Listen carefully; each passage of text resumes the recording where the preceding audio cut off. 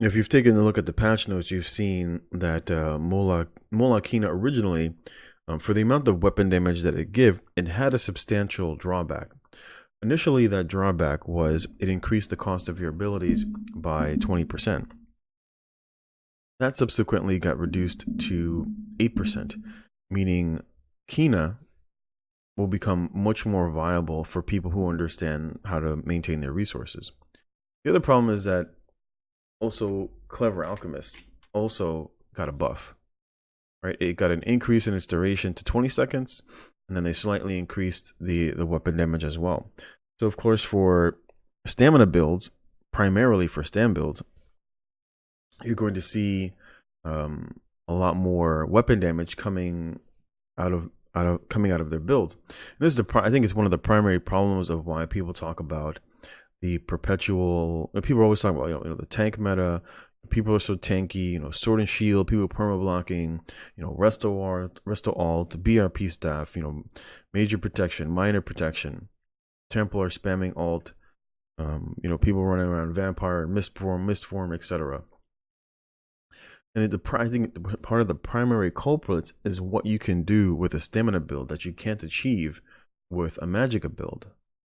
And I think everybody knows you can stack much, much more weapon damage on a stam build than you can on a Magicka build, especially if you're running around like with 2 or 3 friends.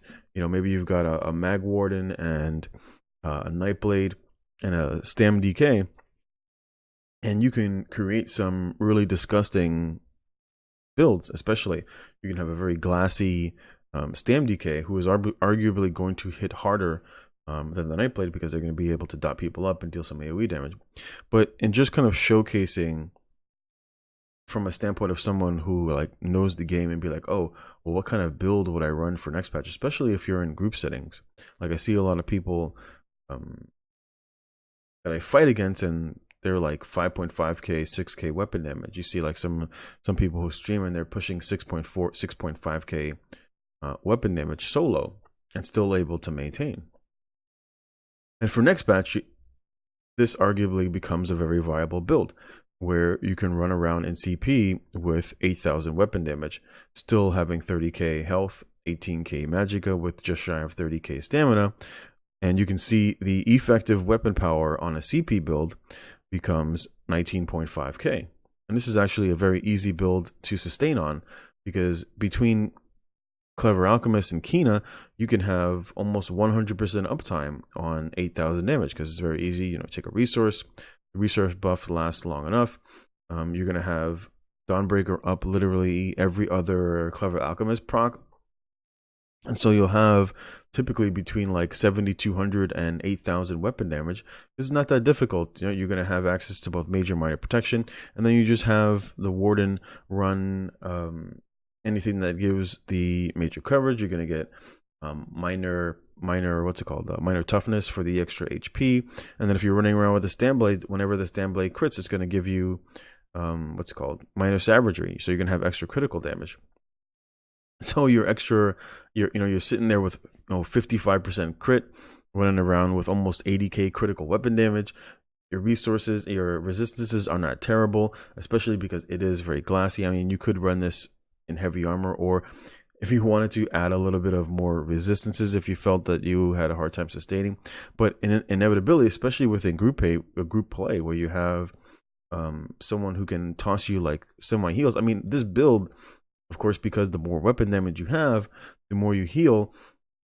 My rally is like almost 25k. Taking a look at what you can create in ESO, you can see my dizzy swing. Right, my dot on Venomous Claw is almost 29k. Plus each tick ramps up by 20%, and the last tick dealing 140% more damage. Right, you can see the tooltip on my Noxious Breath is almost 22.6 with a 13.5k upfront damage.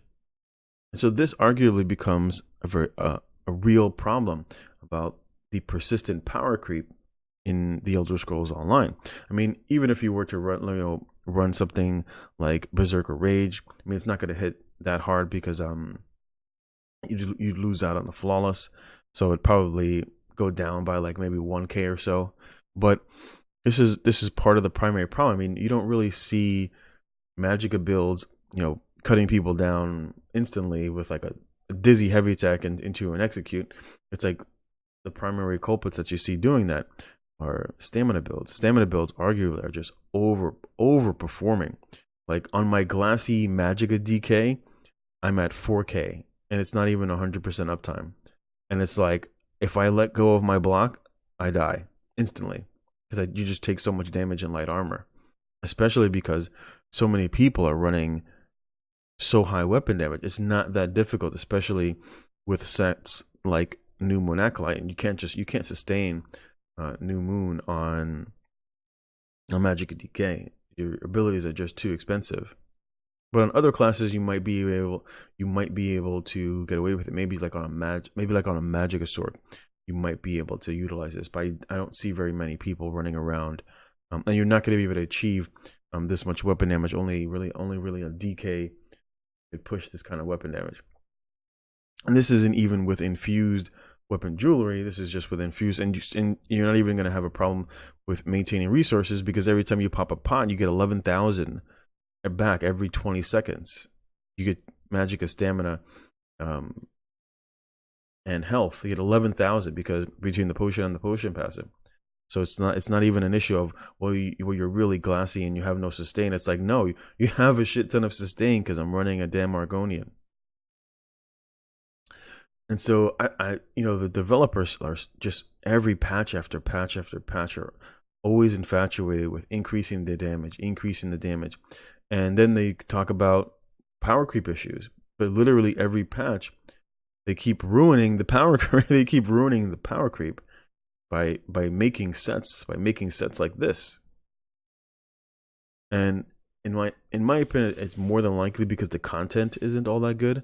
Like if you looked at some of the content that they've created in the past, like Rothgar, right? Like there was so much in Rothgar. There was so much material in Rothgar. So many dungeons, the world bosses, the quests that were in Rothgar, the arena that's in Rothgar. And then you look at the DLC that comes out now, and it's like the same 2 old dungeon and a little story. And then some broken sets.